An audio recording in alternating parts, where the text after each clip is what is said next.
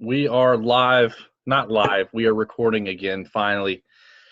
The insurance panel is back. It has been way too long. We've missed you guys. We've all gotten plenty of messages saying, where are you guys when you're going to upload again? We're sorry. Things happen. It's Labor Day tomorrow. We finally got a chance to record. I know Nick finally reached out to me. He was like, dude, my daughter's going these new programs and all this stuff, right, Nick? Yeah. And it's just been life. Life happens, final expense. It just happens. I know Vince has been super busy. I think Vince wrote, $8,000 this past week. Didn't have time to even think about recording a video. So we just all thought, let's just take like an hour or so on Sunday, get together and make a video. So appreciate you guys coming on. How are you guys? Doing great, man. Ready to get this week started. Doing good. Would be happier if my camera was working right now. But. Yeah, technical difficulties. I know Nick doesn't look exactly the same. And just so you know, Nick, do you smoke?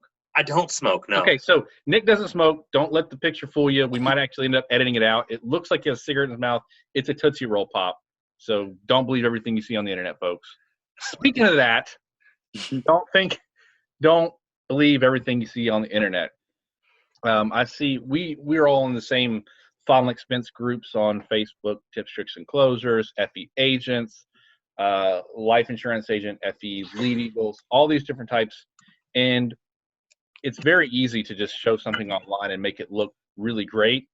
And a lot of new agents believe it. So part of what we do on this channel is just help people that may not know things to look out for, that we want to bring clarity to the marketplace. So that's kind of why the brainchild of what this thing has become. But I know we were talking about this before we got on, and I said that's a really great topic.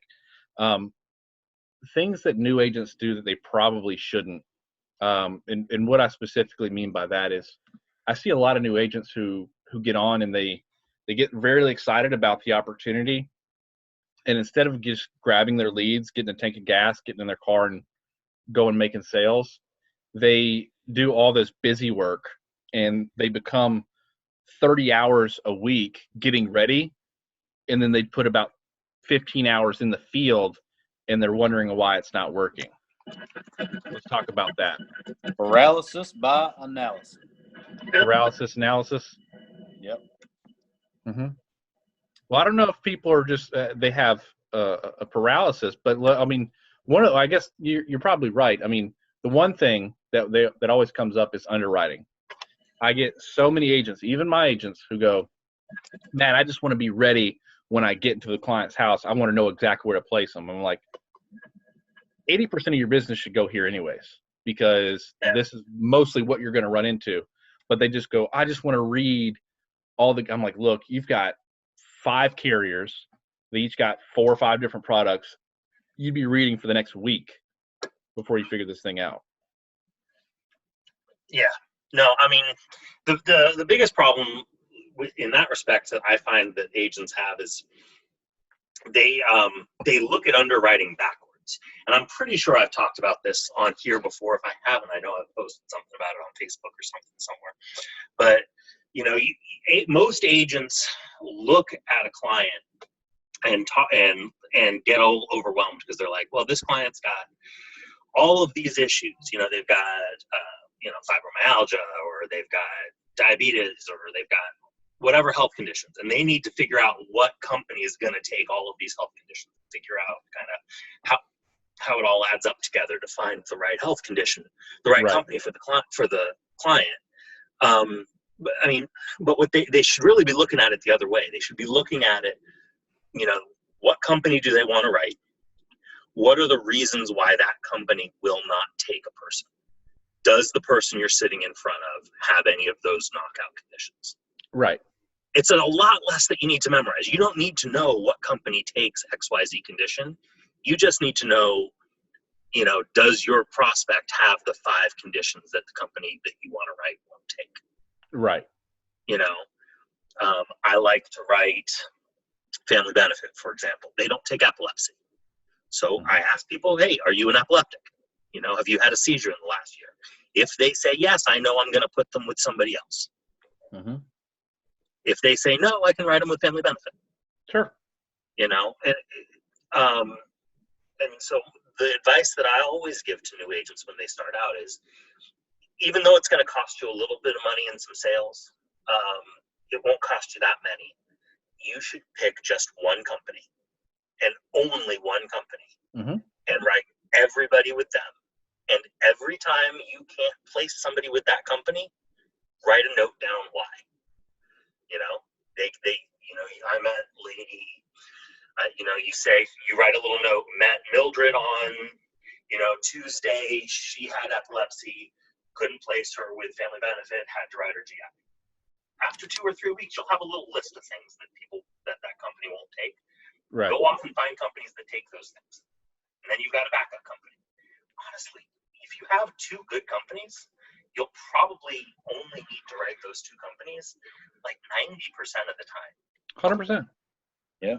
I usually, most of my folks use 2 and then a follow-up GI. You're exactly right. What did you say, Vince? Sorry for cutting you off. Oh, I was agreeing. I think, I pretty much place, I would say probably 90-95% of my business with about 2 carriers. Yeah.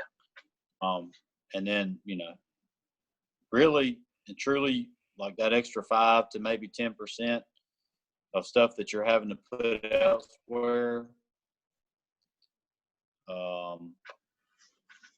really don't even, in my opinion, you don't even really need it. You can write it with, you can write a lot of that with, with a GI or something like that. If it's that big of a deal to a new agent, not everybody has to have 10 carriers, not starting out. No.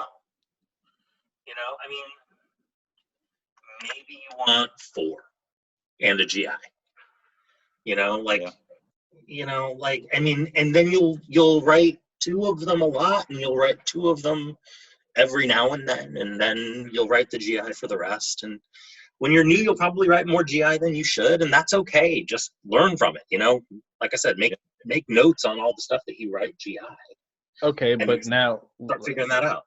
Let's play devil's advocate here. Let's say that it's too late. I've got 10 carriers. I've got 12 carriers. I'm overwhelmed. I don't understand underwriting, and I'm not even sure which company to go with. Have you guys heard about this software that came out? It's like an underwriting software almost. They call it the dummy proof for agents. You guys heard of that? Yeah, I know what you're talking about. Mm-hmm. What do you guys think about that? I'll let Nick start out on this one. Okay. Well, no, and I know, I know the software you're talking about. I know a little bit, not very well, but I know a little bit the guy that helped develop the software, and I've used the software to help myself. When I got into a sticky situation, I called that guy up and I said, "Hey, listen, I've got this lady who's on a newer medication, and I don't know who takes it. I've got a couple of carriers telling me that they flat out won't take it. The medication's Entresto.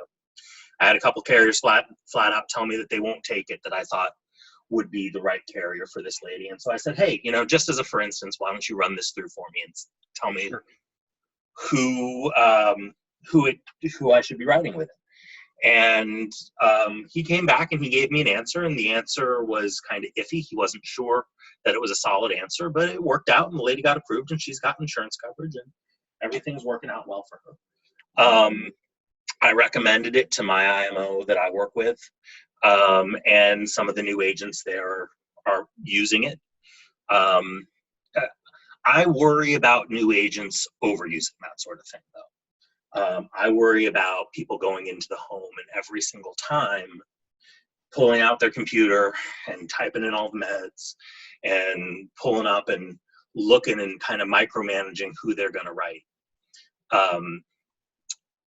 And always trying to find that perfect solution in every home, because it takes away a lot of your power in the sales situation. And while yes, it may help you with the underwriting, it's going to prevent you from closing as often. A lot of the power that you have as an agent in the home is being an expert. And I've heard people use the analogy in the past that it's like using GPS. It is kind of like using GPS. And if you overuse it, you'll never learn how to drive around your own hometown without being able to turn on your GPS. Right. If you're trying to get to Texas the first time, you're probably going to need a GPS. Kind of which way to go, but trying to get to your best friend's house that lives in Texas, in the middle of Austin, Texas, is going to be really hard without a GPS. Right. You need Yeah, a map. I think that's probably the best way to put it, is as using it like a GPS. I've used it, and I feel like that it's a very good system in situations that, like you had, Nick, where you really wasn't sure and you was trying to, a couple different places, and then you used the software and it got you where you needed to be. But as far as on a daily basis, every single house, it takes too much time to enter in. You got to enter in every single medication. Well, let me play every single condition. Sure. Let me play devil's advocate, because I know the software very well, and I use it, and it does help. I will say that it is for things that I already know, like if a client has high blood pressure, diabetes, they had a heart attack 10 years ago, I know where I'm going to place that business. I'm not worried about that business. So I don't really use it for that. So for me to type in simvastatin and metformin and 500 milligrams and what it's for is too much for me. I don't need it for that. But for cases like Nick talks about, absolutely, it's great. But it also has an internal quoting tool as well. So you can go, okay, boom, boom, boom, boom, boom. Cool, Miss Jones. Here's the companies that will take you level, and here's the prices on all these. Which ones work best for you? Most of the time, they're going to choose the lowest one. Yeah, which is nice. But I do think that it gets you away from that idea of having a go-to carrier. I think it gets you away from the idea of learning some of these things yourself. And I know that the developer of the software, one of his major arguments is, why spend your time learning this stuff?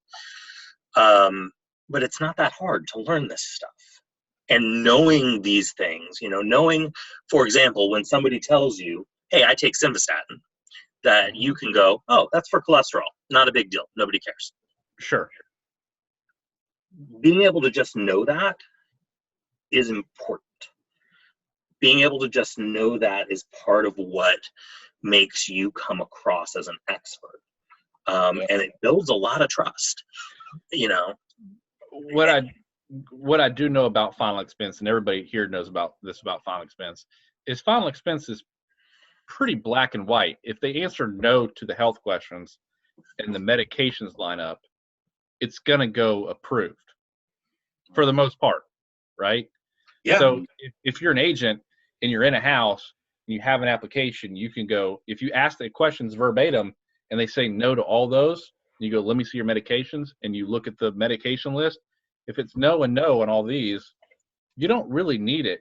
It might take you 10 minutes, but once you've read over those 9, most final expense carriers are going to ask 9 to 15 health questions, right? And a lot of them are kind of repeating.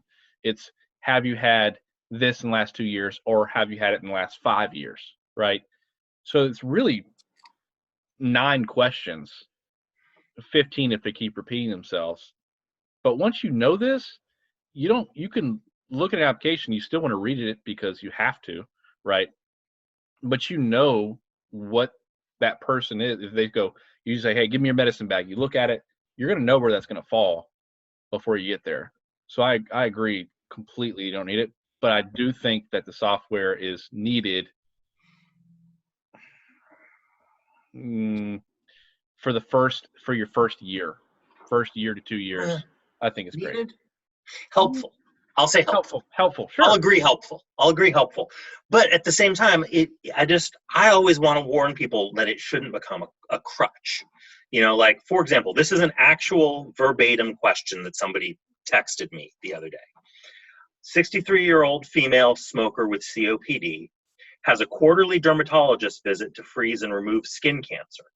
She's not on any type of cancer meds, and the cancer is not listed is specifically excluded in Transamerica's question about cancer. Do you think Transamerica will take her standard? This is an actual question that somebody actually texted to me. And did you give him the 3 dots? Or him or her? My response was, what makes you think that they won't take that? You know, what is it about this person that makes you think no? If you're telling me you read the app and the questions are all no, except for the one question that makes them standard on the Transamerica app, why wouldn't they take that? And I worry that programs like Best Plan Pro, or cheat sheets even, I worry that a lot of these things that are given to new agents as tools, and that are really good, useful tools, but I worry that they go from being tools to being crutches because the agents themselves are not being trained properly in how to think and approach the question and the problem as a new agent in the field. And so they say, well, I know it says it excludes squamous cell and basal cell skin cancer on the application, but she is still being treated. So would they really take it, or are they lying to me? Right. You know, and at the end of the day, the answer is read the app. They're going to do what the app says. Vince, do you think that agents are too scared to call the underwriting department and do a risk assessment? I think that is a tool that probably isn't used enough. I don't think that agents know that they have that option.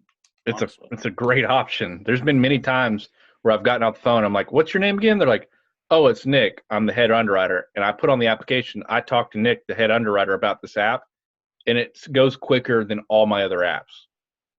Yeah, I think that is an underused tool that agents have. 100%. I don't know. I mean, yeah, like you have a health assessment in front of you. It's the application. We're talking about simplified issue whole life. If you're writing a fully underwritten something, go get a health assessment, unless you're positive.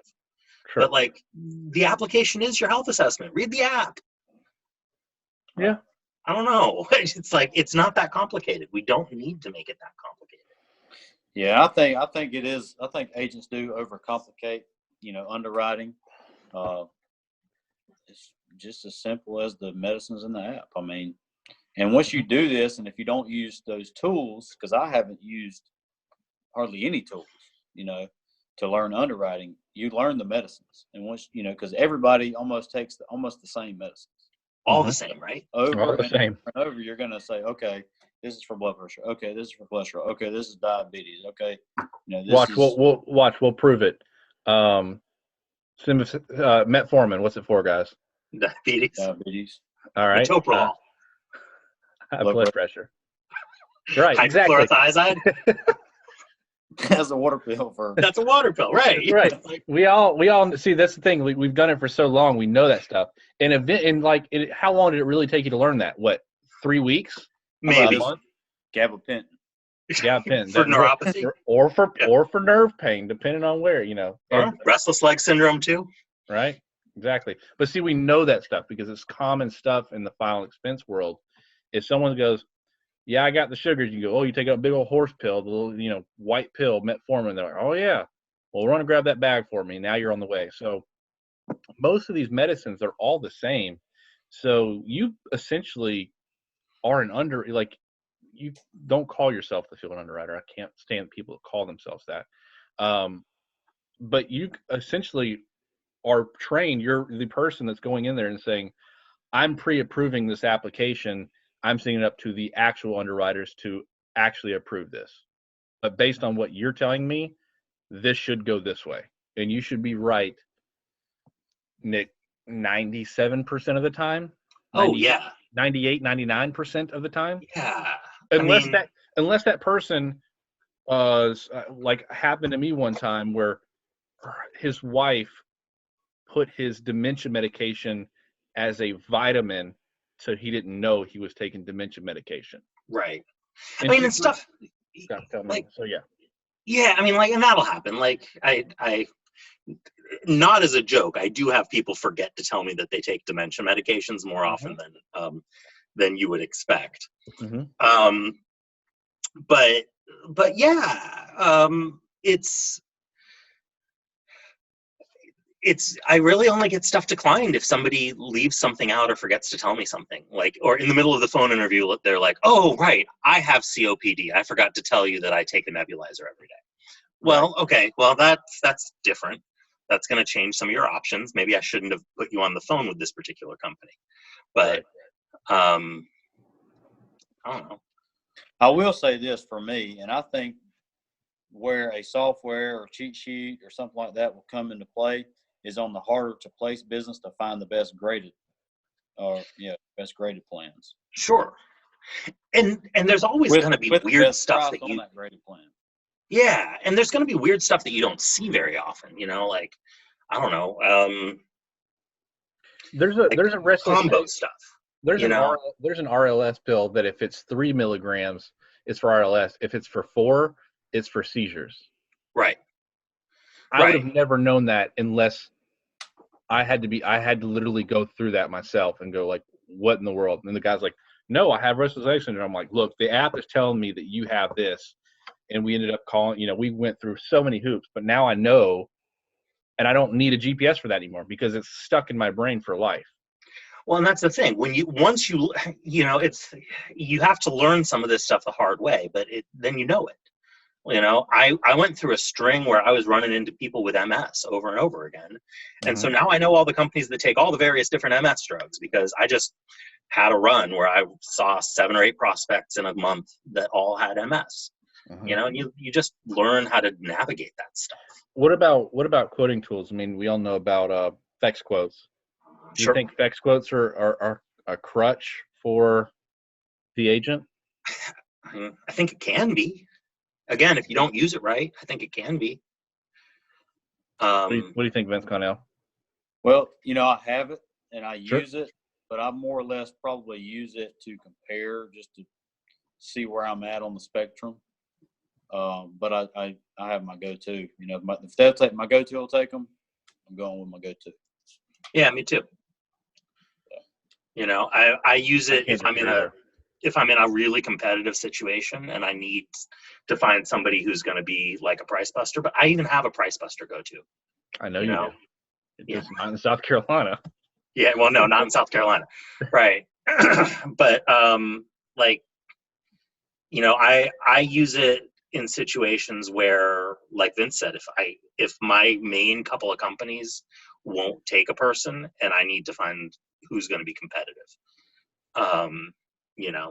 and I have a couple of options and I just need to see who's going to be the better option of 2 or 3. But I think, again, like Nick said earlier, you get 10 or 12 companies, you get scattered out, and you're writing business with each one of those companies, and you don't have your go-tos, you don't have your core companies, as I like to call them.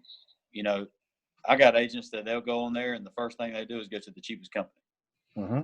Yeah. And they just replace everything with the cheapest company, no matter what company that is. And Mm-hmm. I don't think that's always a good idea. Mm-hmm. To get scattered out. You never learn your company. If you're going to, X company, Y company, Z company, A company, B company, C company, and you got 6 companies and 6 different applications for no reason, I just don't think that that's a good way to do it. It's And not. your companies don't learn you either. Correct. Like if you're a $200,000 a year producer, but you're only placing $20,000 a year with any given company, you're not getting any of the real benefits of being a heavy producer because none of these companies know that you're a producer. Correct. And like I know with aside from incentive trips, I know people high up the ranks in the major companies that I work for. If I need a favor, I don't need them very often, but if I do need a favor, I can call in favors. If somebody's having a problem with paying their bill on time, or like stuff happens. Sometimes you need to ask for a string to be pulled. Having put $100,000 of production in a year with one company will allow you to get a string or 2 pulled for you. Sure. Yeah, and basically what we're trying to say, everybody, is a lot of agents, they kind of like I talked about, they just try to do too much when all this job really is going out there, taking a few companies, sitting down with as many clients as possible in a week, in closing business. You don't need super fancy software. You don't need, we talk about CRMs. Your first 7 people that you sign up, you don't need a CRM for. Maybe when you become Nick and you've got 1,000 people you got to keep up with, sure, it's a really great idea. But day one, you don't need to just have everything ready and you look like a kid that's the first day of high school, one of the book bags that's got this far off, it's falling behind his back. But it's just, there's too many people that get really excited about the opportunity and they go, man, I'm just getting ready to get ready, and they never go out in the field. They never go out in the field. That too many people have. I've seen an agent who has 3 admins day a week. They go out, they sell 2 policies. Man, I got to have an admin day. I did the whole lot. You don't need an admin day the day after you do 2 applications. That should already be done.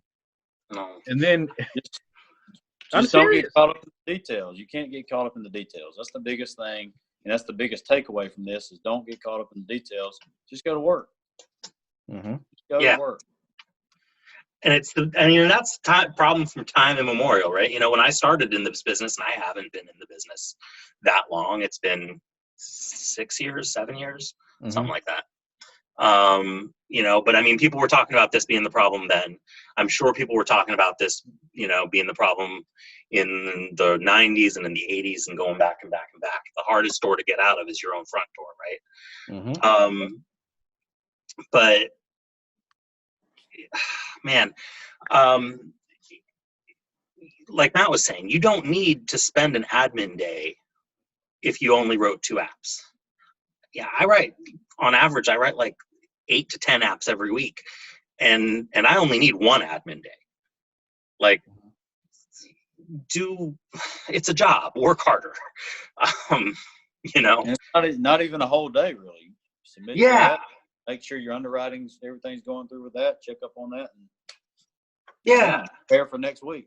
I mean, I spend a lot of time not doing sales calls. I only spend 2 days a week doing sales calls, but I'm not spending the rest of that time sitting around. I'm going out and delivering policies, and I have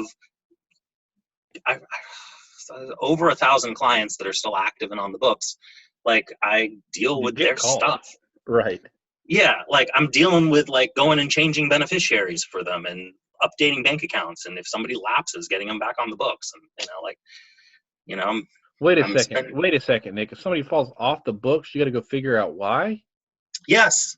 Are you serious? And you know what? 90% of the time, you can get them back on the books, and it was probably something fairly simple. You mean to tell me I shouldn't shy away from that email when it says the policy didn't go through and went through for NSF? You mean I should actually call that client and figure out what's going on?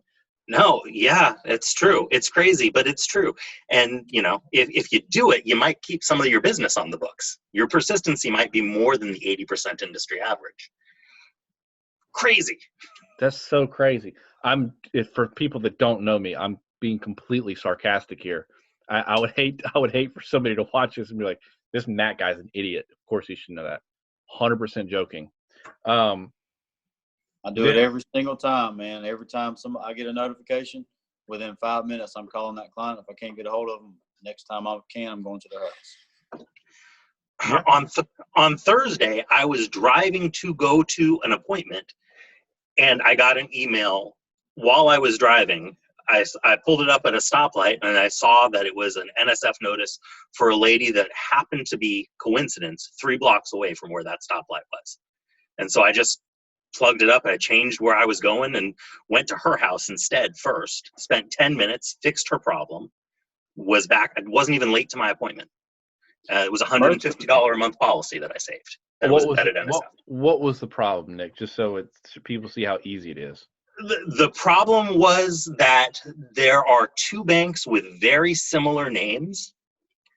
One is Freedom Federal Credit Union, and one is Freedom Credit Union. And she did not have her checkbook with her when we signed her up. And so we put in the routing number for the wrong one of those 2 banks. Wow. And so it was a phone call to the bank to say, hey, what's wrong with the routing number? We got the correct routing number. Problem solved. Yeah. I had one last week that I put one extra number in their account number because I was Stuff doing happens. it on my iPad. Yeah. $100 a month. And, you know, a lot of times with the NSS and or change bank accounts, things like that, the clients don't even know. They don't even know that they missed the payment. So if you don't call them, they still think they have insurance. And so many agents think that it's on you. It's like agents think that they've been replaced or that the client changed their mind and canceled, or most of the time it's not. It's something just happened. You know, and if you just go find out, it's usually not a big deal. They liked you the first time. They liked you well enough to buy from you the first time. Go back. Yep. I agree. Guys, it's been we're running up on probably a little over 30 minutes. I told you guys that I was going to record or, you know, take time. Yeah. Totally didn't do that. So I'm completely guesstimating on the time. So sorry about that. Vince, that's going to be your new job. If you're going to stay long term, you got to be the time guy. 7:30 p.m. Well, I know what time it is. You got to make sure we're not going over. There's a lot more we could talk about on this, and I don't know. But what we really want to say is, guys, we're sorry. We're going to be more consistent in our uploads, right, Nick? Right, Vince? Yeah. I know that we have some really sweet guests coming on board. Can we name drop some people, Nick? Do you know? Well, yeah. So we've had a couple of people who have agreed to come on board. John Duggar has agreed to come back and be a return guest. It's just a matter of us getting really my technical difficulties sorted out well enough that I can take time to schedule with him, because I don't want to have to reschedule with him. Sure. We've also had Jose Artiega has agreed to be a guest. There are a couple of other people who are a little bit further away, but who have also agreed that they would come on as guests, and I don't want to name drop them because I'd rather reconfirm a couple of those guys. But I feel like I'm forgetting somebody big, Matt. Who am I forgetting? No. Well, just I don't have my list. I'll give you a second to think, but I want to make sure people know who those are. JD or John Duggar has been on the show before and is super awesome. He's been in the business for a while, and when he came on, I just stopped talking and just listened because he just spews out so much knowledge. So don't he write like $200,000 on like 10 leads a week or something like that? Pretty much, yeah. Pretty much more. He's written almost $200,000 this year so far, and it's only like 10 leads a week. Guys like a legend in the business. So when he gets on, I'm just going to listen. I'm going to ask as many questions as possible without overloading them. I don't want it just to be an interview. I want it to kind of be like it is, but JD's super awesome. So if and when that video drops, or when it drops, be ready, because JD's awesome. He actually comments on our stuff every once in a while, and I love it when he does. So JD, you're awesome. And then Jose Ortega is a mastermind in the final expense arena. Nick, you know more on him than I do. I just know a little bit about him, but I know he's done a lot of stuff in final expense. Jose may be the single most talented final expense insurance salesman that I've ever met, and that is saying something. He is a ridiculous genius when it comes to selling final expense. Like, he sold like $300,000 his first year, like some like ridiculous stuff. Like, it's just, he gets the business on a level that like most people just don't. Make sure to lock that down. Yeah, he'll be a good guest, and they both agreed to come on. And I know we've had a couple of other people agree to come on, but they're a little further out in the scheduling process, and I don't want to. I think we're going to have both Jose and JD on in the next month. So for sure. Yeah, well, that's going to be awesome. And guys, we tried to do a live video today. We had tech difficulties. That's why, again, you can't see Nick. I told him just do a picture of him doing this. So hope it works out. But it's been good. It's really been good talking to you guys again, because I really enjoy just talking about final expense. I don't know what it is. I could talk about final expense Sunday on Labor Day weekend at 7:15 at night. It's just something I enjoy doing. I don't know. I'm a nerd. No. But it's what sparks joy in my life. So I get it. I understand the business, and that's why I love it. So it's been really great talking to you guys for the last hour and a half or however long we've been doing this. Anything else you guys want to add on before we step out of here other than like, comment, subscribe? Just don't paralyze yourself by analyzing everything. Keep everything simple and just go to work. Yeah, and use the tools that are available to you, but use them as that. They're tools. They're not there to do your job. You're the salesperson. You know, You're the expert. If you have your life insurance license and you are appointed by that carrier, you are 1,000% more knowledgeable on life insurance than 99.8% of the clients that you run into. Mm-hmm. Like easily. Vince, this is your time to do the outro for us. So give us the outro, Vince. Putting you on the spot. What's the outro? Like, comment, Do subscribe. Do whatever you want. Go for it. You got one shot. It's 7:18. All right. All right, guys. I think that's a good way to end it, guys. That's 7:18. All right. I'll talk to you later. All right, guys. Be good.